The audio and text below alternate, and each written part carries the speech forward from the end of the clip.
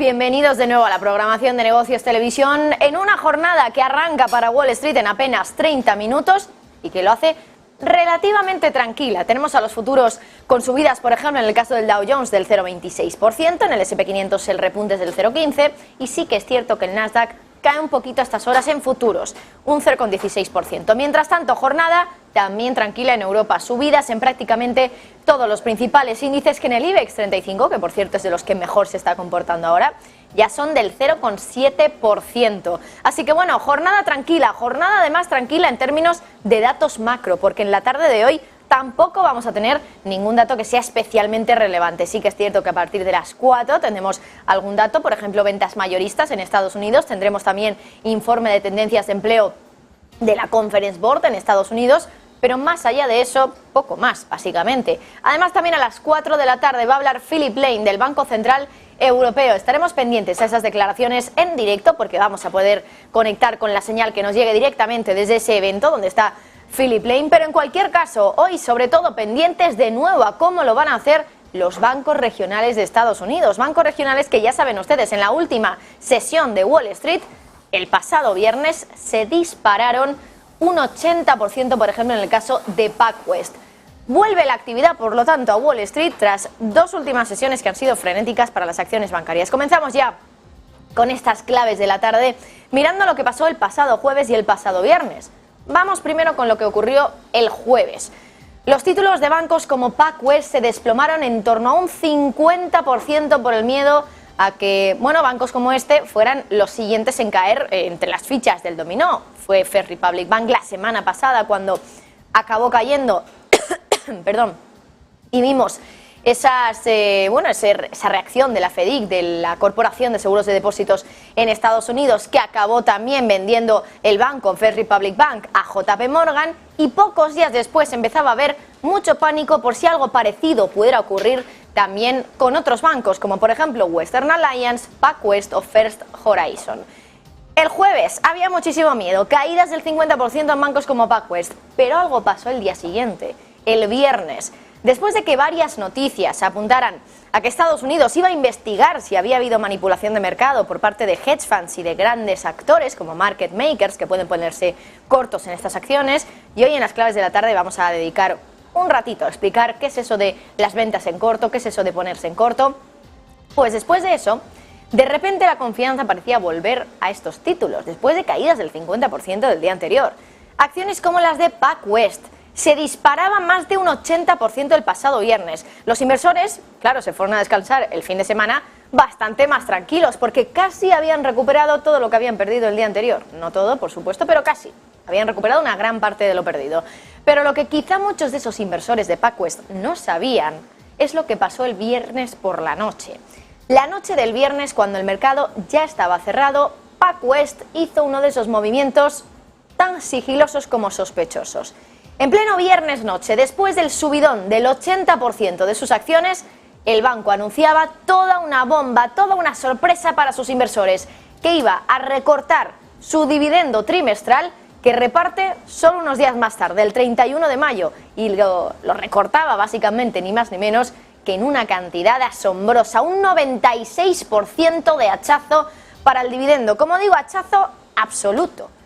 No es habitual ver a alguna compañía recortar ese dividendo de la noche a la mañana en un 96%, a prácticamente cero, por lo tanto, porque cuando algo se recorta a un 96%, pues ya saben ustedes que lo deja en nada. Concretamente, en cuanto lo dejaba, de dónde venimos, pues lo recortaba desde los 25 centavos de dólar hasta un centavo. Es decir, que el dividendo se queda pues completamente en algo anecdótico casi, que para no tener que decir que suspendía directamente el dividendo, pues lo deja en un centavo de dólar, que es lo mismo que nada, básicamente. Lo más curioso de todo es que la empresa haga este anuncio justo después de subir ese día un 80%. Horas después de ese subidón, cuando ya el mercado, insisto, está cerrado, anuncia esta mala noticia para sus inversores, y lo hace justo después de que el mercado cierre y con un fin de semana además de por medio, para que la noticia acabe pasando desapercibida por completo y que incluso los inversores tengan un tiempecito para olvidarlo, ni más ni menos que 2 días. 2 días de fin de semana y de una semana que ya saben ustedes que ha sido bastante movidita para estos bancos y para los inversores de estos bancos. Por lo tanto, después de un subidón del 80%, se fueron al fin de semana descansados, por lo menos, y algo más tranquilos después del desplome del 50% del día anterior. Pero claro, ¿quién les iba a decir que ese mismo día, viernes noche, cuando el mercado ya estaba cerrado, PacWest estaba sigilosamente haciendo un anuncio que era toda una bomba? Hay otra cosa curiosa. En el comunicado donde anuncia el recorte de ese dividendo, en ese mismo comunicado, el banco se atreve a decir que el negocio de PacWest está sano, sound, como dicen los anglosajones, y lo están viendo ahí subrayado en amarillo. Vamos a leer ese comunicado. Dice textualmente, en una frase, que la empresa sigue estando fundamentalmente sana, que sigue estando sana, pero mientras tanto recorta el dividendo en un 96% hasta un céntimo. Claro, en ese comunicado además no les dice a los inversores que lo leen en cuánto estaba anteriormente el dividendo. No les dice absolutamente nada. Sí que es cierto que además en las acciones preferentes la compañía da un dividendo de 48,4 centavos, pero claro, en las acciones common, en el common stock, que son las acciones comunes básicamente, que son las que más se poseen por parte de inversores minoristas, aquí el dividendo ha caído a un centavo. La pregunta que nos hacemos, la cuestión, es si esto realmente es tener una empresa sana, como dicen ahí en ese comunicado, que la empresa está fundamentalmente sana. La cosa es más chirriante todavía, si es que se puede, porque no dan ninguna explicación a por qué lo hacen, a por qué bajan ese dividendo. Bueno, sí que es cierto que lo único que dicen es que lo reducen como un paso prudente para acelerar sus planes y alcanzar un ratio de capital CET1 del 10%. Pero claro, esto es raro, lo miremos por donde lo miremos, y por eso nos hemos hecho una pregunta aquí en Negocios Televisión: ¿dónde está esa ratio ahora para que quieran subirlo al 10%? ¿Queda mucho para subirlo a ese 10% y por eso han tenido que hacer ese hachazo del 96%, que insistimos es una barbaridad? Pues para averiguarlo hemos echado un vistazo a los resultados publicados para este primer trimestre de 2023, en el caso de PacWest.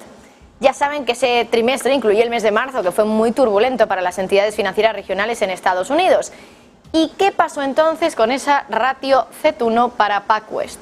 Porque si entonces ya había caído, podemos imaginar por qué ahora a lo mejor recorta dividendo, porque quizá ya desde entonces había una necesidad y lo hacen simplemente ahora. Pero es que no.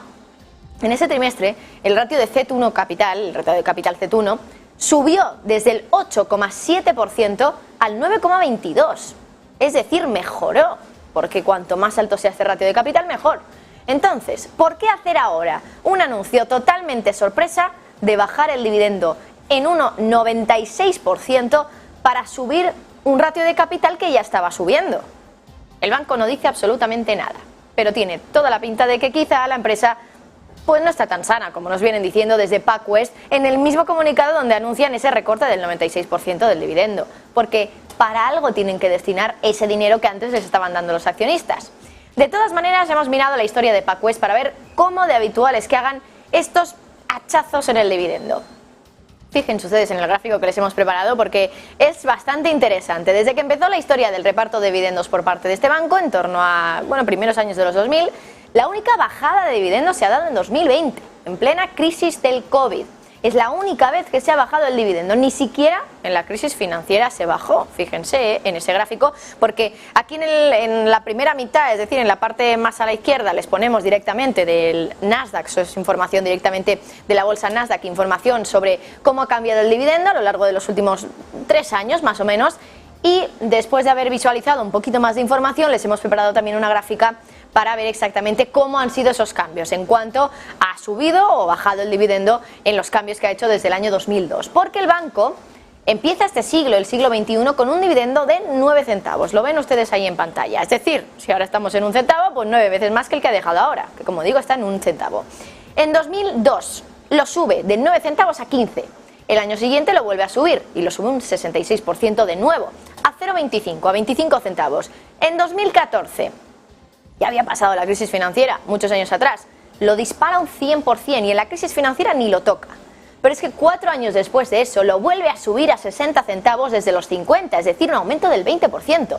Y ya es en 2020 cuando lo baja por primera vez y tampoco está nada mal la bajada, 58% de reducción de dividendo. Así que no, PacWest nunca había bajado tanto el dividendo como lo ha hecho ahora. Y solo lo ha hecho una vez, la bajada. Ahí ha sido durante el COVID, durante la crisis del COVID. Ni siquiera en la crisis financiera.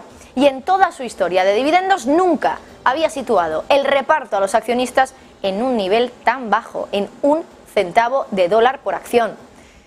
Que ahora les digan a ustedes si PacWest esconde algo o no, y si de verdad goza de tan buena salud como nos dice en ese comunicado, en el comunicado donde anuncia la bajada de esos dividendos, donde a su vez en uno de los párrafos un poquito más abajo dice que el banco goza fundamentalmente de buena salud, que está sano. Bueno, pues ahí pueden ver ustedes los datos, los hechos y la objetividad desde luego de cómo está PacWest.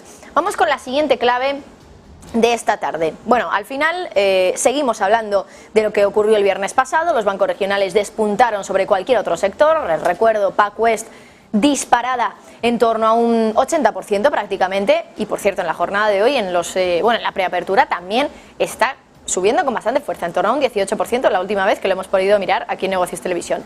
Como digo, PacWest se disparó un 80%, pero puede que mucha parte de ese subidón realmente tenga un nombre, tenga un motivo. Los hedge funds, ya saben ustedes, fondos que tienen algo más de libertad porque están menos regulados que los fondos habituales, que son más bien para clientes minoristas. Los hedge funds son para grandes patrimonios y pueden incluso ponerse cortos en determinadas acciones, en determinados activos.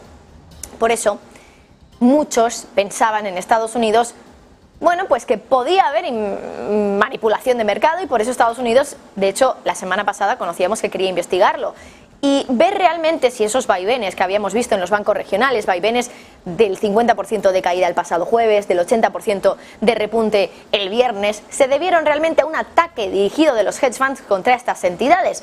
Y dirán ustedes, bueno, se puede entender que si están cortos baje un 50% el jueves, pero ¿por qué sube un 80% el viernes? Bueno, pues esto es una cuestión natural para los que están bajistas en una compañía, y cuando hay muchos bajistas luego puede ocurrir todo lo contrario, lo que se califica como un short squeeze. Muchos analistas nos decían el viernes pasado que era probablemente lo que estaba pasando en las acciones bancarias el viernes, porque al final cuando hay muchos inversores bajistas en un título y luego tenemos el mínimo repunte en esos títulos, claro, una subida para alguien que está bajista implica una pérdida. ¿Y cómo se compensa esa pérdida? Pues comprando acciones del valor en cuestión para, bueno, pues beneficiarnos de esa subida que está registrando el valor, y así compensamos. Bueno, pues eso se llama short squeeze y es lo que pasó, o lo que creen muchos que pasó el pasado viernes, que al final, como estaba subiendo la acción, muchos de esos hedge funds que estaban con posiciones bajistas tuvieron que comprar acciones también para compensar las pérdidas que registraban sus posiciones bajistas, y por lo tanto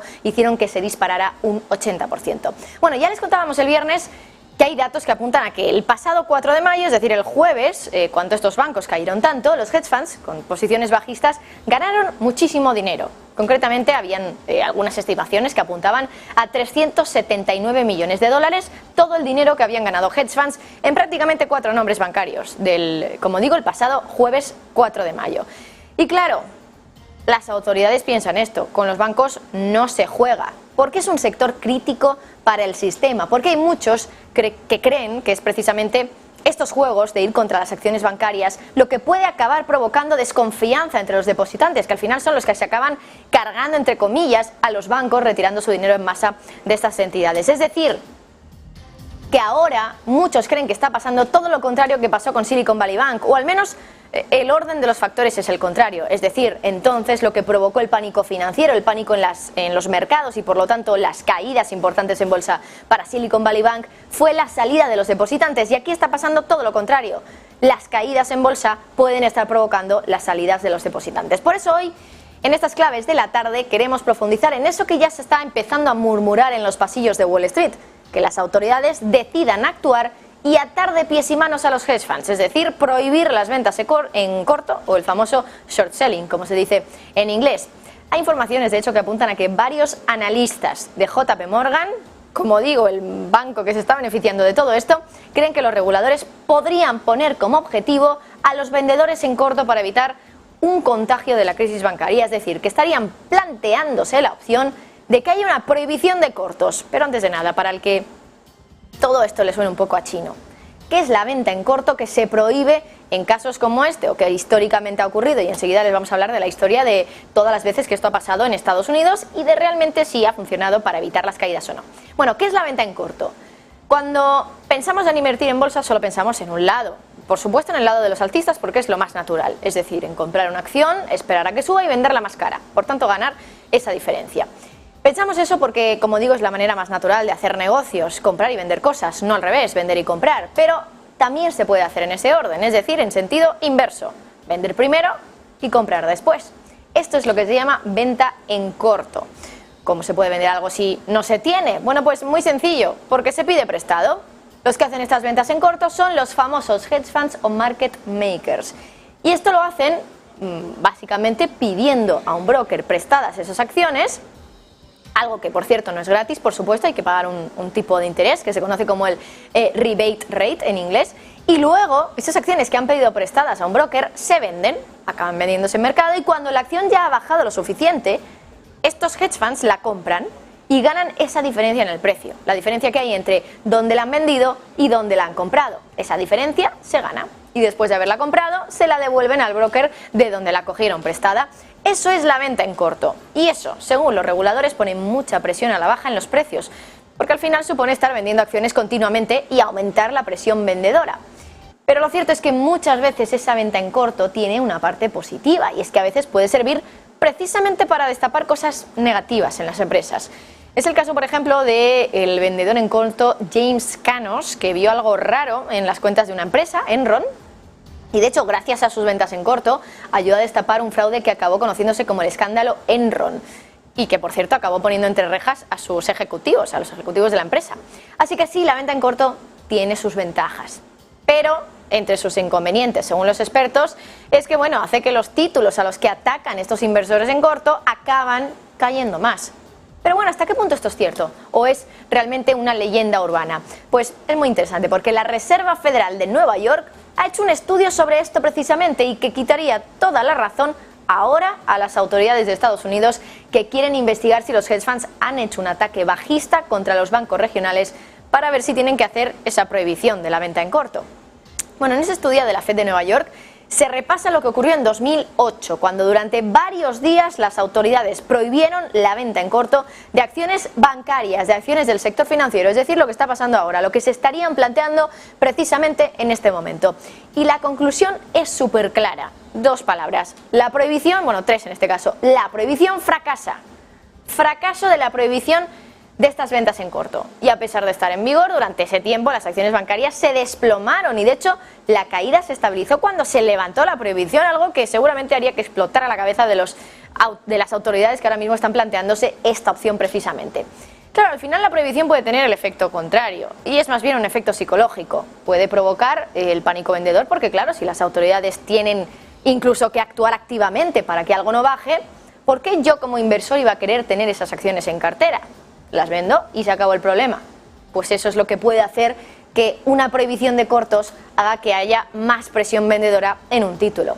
Vamos a volver a lo que pasó en 2008 y que ha estudiado la Reserva Federal de Nueva York. Fue el día 19 de septiembre, 4 días después de la caída de Lehman Brothers. A ver si nuestros compañeros pueden ponernos ese gráfico que les hemos preparado, que hemos obtenido de este estudio de la Reserva Federal de Nueva York. Bueno, como pueden ver ahí, tanto las empresas en las que se aplicaba la prohibición como en las que no se aplicó, pueden ver ustedes en el gráfico que las que estaban sujetas a esa prohibición es la línea azulita, las que no estaban sujetas es la línea verde. Bueno, pues en ambos casos pueden ver que los títulos de estos bancos se desplomaron ese tiempo que duró la prohibición y que precisamente se estabiliza esa caída cuando se levanta la prohibición a principios del mes de octubre.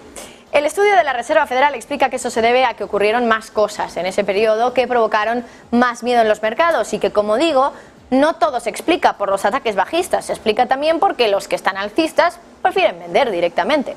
¿Qué pasó? ¿Qué dice la Fed de Nueva York? ¿Cuáles eran esos acontecimientos de los que se habla en el estudio? Pues, por ejemplo, el día 20 de septiembre, que es justo el día de después de decidir que se va a aplicar esa prohibición de cortos, el día 20 el Tesoro de Estados Unidos dice que pide al Congreso la autoridad para poder comprar activos problemáticos.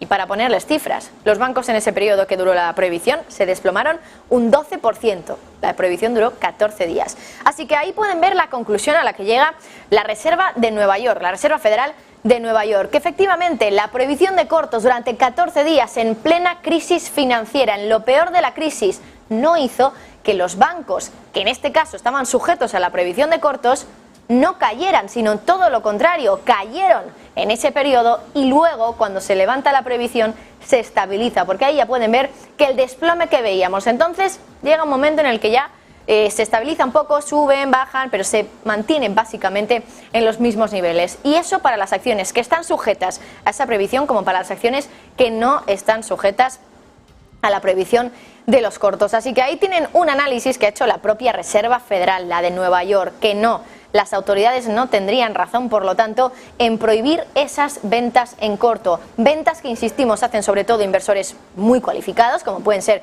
inversores hedge funds o, bueno, market makers también, y que ahora se dice que serían los que estarían detrás de ese ataque bajista. Ataque bajista, por cierto, que en el día de hoy tampoco tiene pinta de que vaya a ocurrir. Y seguimos hablando de bancos ya en esta última clave de la tarde. Y nos vamos a fijar en que, bueno, este fin de semana ya saben ustedes que tenemos nuevo rey en el mundo, o al menos rey coronado. Hablamos del rey de Inglaterra, Carlos III, que ya saben que el sábado fue coronado como tal. Pero en el mundo financiero hay otro rey del que queremos hablar y cuyo reino está en una zona de Manhattan, ya saben, conocida como Wall Street. Hablamos de Jamie Dimon, el hombre de 67 años que regenta el puesto de jefe máximo de JP Morgan.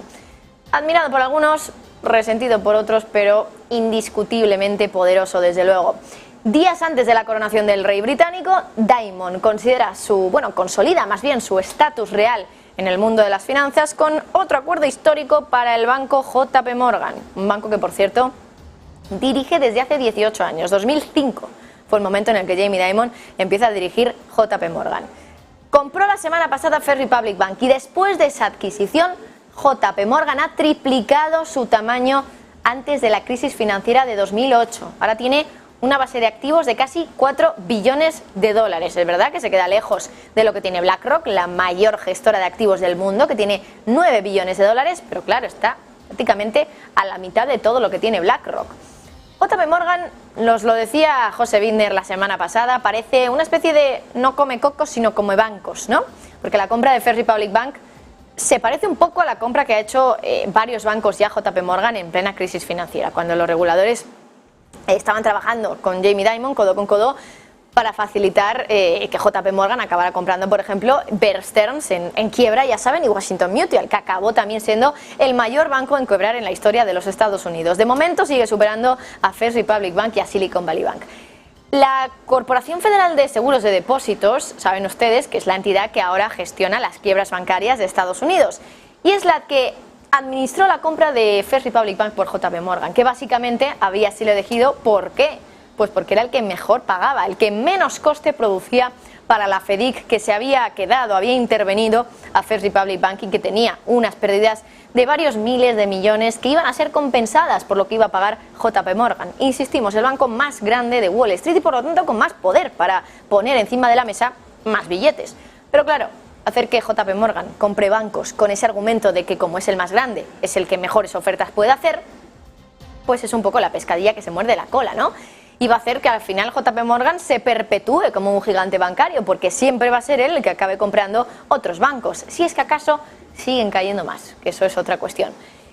Ser un banco grande a veces también puede traer sus problemas, ¿no? Aunque ahora parece que solo ser mediano es lo que nadie quiere ser, porque sí que es cierto que ese estado de ánimo financiero un poquito más febril que parece que hay ahora en los últimos meses, hasta ahora ha sido útil, podemos decir, para los grandes bancos, porque al final cuentan con más confianza de los depositantes y también de los inversores, pero al menos en teoría la inestabilidad puede extenderse más allá de los bancos regionales, de los que son los más débiles, sobre todo si ocurre lo que nadie quiere que ocurra, lo que Janet Yellen ha venido advirtiendo durante tanto tiempo, que puede ser una catástrofe financiera. Y estamos hablando de ese techo de deuda del gobierno de Estados Unidos que está haciendo que muchos piensen que si no se levante pueda acabar trayendo un impago de la mayor economía del mundo. Si eso ocurre, cuanto más grande sea el banco, mayor el problema. Y en sentidos absolutos, JP Morgan es enorme, desde luego, no tiene precedentes en el mundo occidental. Si lo comparamos, solo otros 4 grandes bancos, los 4 grandes bancos de China, lo superan en activos. JP Morgan es tan grande que incluso algunos bancos se hacen la pregunta de si realmente se beneficia de esos acuerdos de comprar bancos por ahí. Si viajamos al pasado, las compras más grandes que ha hecho en 2008. La conclusión que sacamos es un poco mixta. Es cierto que esas compras impulsaron el negocio en ciertas áreas de JP Morgan, pero los negocios que adquirió también representaron la mayoría de los 19.000 millones de costes legales y multas que acabó pagando el banco, al final en gran parte relacionados con delitos menores hipotecarios que había heredado de los bancos que había comprado. De hecho, por ir terminando, la experiencia llevó a Jamie Dimon a prometer que no iba a volver a hacer algo como Bear Stearns. Bueno, no sabemos si esto con First Republic Bank se puede considerar algo parecido, pero la clave desde luego está en que JP Morgan está siendo todo un rey del mundo de las finanzas, el rey del sistema bancario de los Estados Unidos. Bueno, habrá que ver si goza de la misma popularidad o no que Carlos III.